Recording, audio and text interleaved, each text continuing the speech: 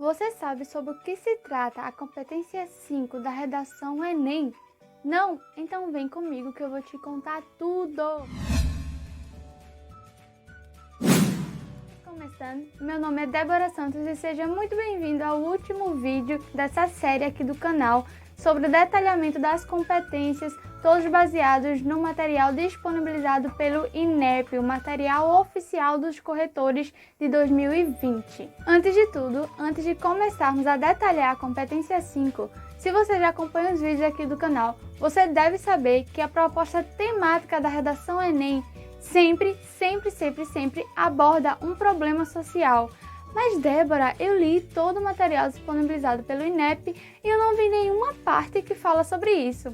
Exatamente, não está de forma explícita no material, porém a competência 5 ela exige uma proposta de intervenção, ou seja, um plano de ação em sua conclusão. Logo, se você precisa fazer um plano de ação, um plano interventor, uma proposta de intervenção, isso significa que deve existir antes um problema para assim você fazer a sua proposta e esse problema ser minimizado. Então, é por causa disso que a gente tem a certeza que o Enem sempre vai trazer um problema, normalmente um problema social, para estar sendo abordado, pois não haveria sentido em criar um plano interventor, uma proposta de intervenção, um plano de ação, caso não haja algum problema para estar sendo minimizado, amenizado, está sendo ali desenvolvido uma proposta para estar intervindo nessa situação. E vale lembrar também que essa proposta deve sim respeitar os direitos humanos. A competência 5, ela fala exatamente sobre isso, sobre criar uma proposta de intervenção, sobre criar esse plano de ação para tentar minimizar o problema abordado. Débora, como assim minimizar? Por que não solucionar? Por que não acabar com esse problema? Bom, vale lembrar aqui, como já foi dito, que esse problema é um problema social. Isso significa que ele perdura na sociedade há muitos anos, ele já persiste aqui há várias décadas e não será em 8 linhas que você irá conseguir solucionar. Um aluno do ensino médio solucionando um problema gigantesco que perdura há tanto tempo em apenas 8 linhas. Não, isso é praticamente impossível. Na verdade, é impossível. Você não irá conseguir solucionar, acabar com esse problema em 8 linhas. Porém, você deve mostrar vontade de mudar a situação. Seria exatamente isso que a proposta de intervenção ela está pedindo a você. Ela quer que você mostre vontade, ela quer que você deixe de ser inerte e faça a diferença, faça algo que tente pelo menos mudar aquela situação, minimizar, diminuir aquela determinada coisa, aquele determinado problema que está acontecendo ali na sociedade. Mas Débora, como eu iria conseguir fazer isso?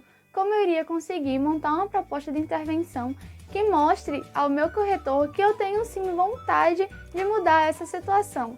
Bom, o material disponibilizado pelo INEP fala que você tem 5 elementos básicos que você deve estar utilizando, que seria a ação, o agente, o modo meio, o efeito e o detalhamento. Porém, a gente não irá agora detalhar essas partes. Essa parte eu irei falar no final do vídeo, pois agora iremos tratar sobre a relação da competência 5 com as outras competências, além de que falar também da relação da competência 5 com os direitos humanos.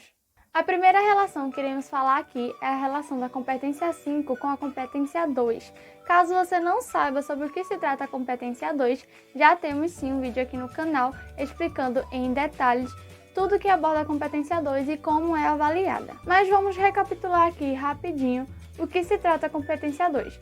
A competência 2, ela fala sobre a propriedade que o aluno tem, que o participante tem sobre a proposta temática. Logo, vale lembrar então que a competência 5, a sua proposta de intervenção, o seu plano de ação, deve sim estar ligado diretamente também à sua proposta temática. Você não deve estar fazendo tangenciamento de tema, nem no texto por completo e muito menos na sua conclusão, que seria aí o seu plano de ação, onde ele estaria se encontrando dentro do texto. O último parágrafo do seu texto seria a sua proposta de intervenção, o seu plano de ação, a sua conclusão. Então, a mesma não deve estar fazendo tangencialmente ao tema. Ela deve sim estar de acordo com o tema, falando diretamente sobre o tema. Os agentes devem sim colaborar com o tema, então mostrando a relação da competência 2 com a competência 5, pois assim mostrará a propriedade que o participante tem sobre a proposta temática. Assim como existe a relação da competência 2 com a competência 5, a competência 3 também está relacionada com a competência 5. Mais uma vez, se você não viu o vídeo, tem vídeo aqui no canal já detalhando a competência 3. De maneira simplória, a competência 3 é a questão de informações, fatos e opiniões que compõem o projeto de texto. Então, necessariamente, a sua proposta de intervenção, o seu plano de ação também deve estar contido no seu projeto de texto, naquele famoso rascunho, naquelas ideias principais ali que você está estruturando no seu rascunho para depois estar passando para a folha oficial. Sim, isso também será avaliado juntamente aí a competência 3 com a competência 5. Em outras palavras, a competência 5 com a competência 3 seria então a articulação do plano de ação com o desenvolvimento das ideias centrais do texto. Agora iremos tratar sobre a competência 5 e a relação com os direitos humanos. O material oficial de correção do INEP, ele diz o seguinte: deverá ser zerada a competência 5, a redação que desrespeitar explícita e deliberadamente os direitos humanos. Débora, como assim explícita e deliberadamente os direitos humanos? Vem comigo que eu vou te explicar. Quando você fala sobre direitos humanos, você está englobando o todo, todos os direitos que estão sendo assegurados. Entretanto, também existem alguns direitos específicos que estão tratados aí no material do INEP, que está aparecendo aqui na tela para vocês. Esses direitos também não devem, de forma alguma, ser desrespeitados. Mas voltando aí na questão de deliberadamente e explicitamente no seu texto. Temos como exemplo o tema manipulação de dados na internet. E na sua proposta de intervenção, você diz que as pessoas que fazem propagandas, elas estão proibidas de fazer aí o uso da internet. Isso significa que você está desrespeitando o direito dessas pessoas. O direito tanto à informação, como também à liberdade de expressão na internet. Logo, esse seria um motivo para você estar zerando a sua competência 5. Sim, antigamente, quando você desrespeitava os direitos humanos, a sua redação era totalmente anulada. Porém, atualmente, apenas a sua competência 5 será anulada, atingindo assim o nível 0, que seriam 0 pontos. Ela seria totalmente anulada e descartada caso você desrespeite os direitos humanos de forma explícita e deliberada. Tanto os direitos normais, todos os direitos abrangentes e principalmente esses direitos específicos que estão aqui na tela para vocês. Agora que a gente já falou sobre a questão da relação da competência 5 com as outras competências e também a relação da competência 5 com os direitos humanos, vamos voltar para o início do vídeo. Lembra dos 5 elementos principais que eu falei para vocês? Ação, agente, efeito, modo meio e detalhamento? Bom, iremos detalhar então cada um desses pontos para vocês. Devo lembrar também que logo sairá um vídeo falando sobre como fazer uma conclusão em detalhes. Ou seja, já saiu um vídeo aqui sobre introdução, já saiu um vídeo sobre desenvolvimento e o próximo vídeo é sobre conclusão. Lembrando que será levado em consideração todos esses pontos que estamos falando aqui na competência 5, já que a competência 5 é a que avalia a sua proposta de intervenção. O primeiro ponto é a questão da ação. Então, quando você pensar na ação da sua proposta temática, você deve pensar nessa perguntinha aqui. O que deve ser feito? O que deve ser feito para mudar essa situação? O que deve ser feito para estar minimizando essa problemática? Essa então seria a sua ação do seu plano de ação, o seu plano interventor da sua proposta temática. O agente é quem deve fazer. Quem é que irá executar a ação que você pensou anteriormente? Então, será exatamente isso. A sua ação deve estar ligada a um agente que irá fazer essa ação, que irá executar a ação que você pensou posteriormente. O próximo ponto é o modo meio. O modo meio você deve pensar, por qual meio esse agente que eu pensei anteriormente estará utilizando para promover aquela ação, a primeira que a gente pensou. Podemos perceber então que existe sempre uma relação de uma questão com a outra, um elemento com o outro. Eles não são independentes, eles necessitam um do outro para estar sendo executados ao longo do seu texto. E depois, no modo meio, você vai pensar no efeito. Débora, como assim efeito? Seria o filtro do Instagram? Não, não é o filtro que você utiliza no Instagram, não é o efeito de luz, nada disso de foto. Aqui é finalidade. Qual seria a finalidade? Depois de você promover essa ação, por que você está promovendo essa ação? Para quê? O que você espera? Qual o resultado esperado? Qual é a finalidade dessa ação? Seria minimizar a problemática? Top! Uma finalidade aí que pode sim estar se encaixando na sua proposta de intervenção. E a última parte é a questão do detalhamento. O detalhamento você pode detalhar, está dizendo lá no material disponibilizado pelo INEP, qualquer um dos itens que eu citei anteriormente: ação, agente, modo meio e o efeito. Porém, eu sempre indico você detalhar a ação. Se não for detalhar a ação, detalhe então o agente, usando um agente de coparticipação. Também pode ajudar bastante aí. O detalhamento, então, basicamente seria introduzindo informação que não irá prejudicar o que foi colocado posteriormente. Na verdade, ele irá melhorar aquilo que você disse. Uma dúvida frequente seria a questão de: Débora, existe algum ponto específico que eu devo prestar bastante atenção? Sim, existe, e ele é muito importante. Seria a questão de elementos nulos. Como assim, elementos nulos? Significa que eu não vou colocar nada, o que eu colocar vai ser anulado? Calma, eu vou te explicar. Os elementos nulos são apenas em 2 pontos específicos desses 5. Seria na questão da ação e do agente.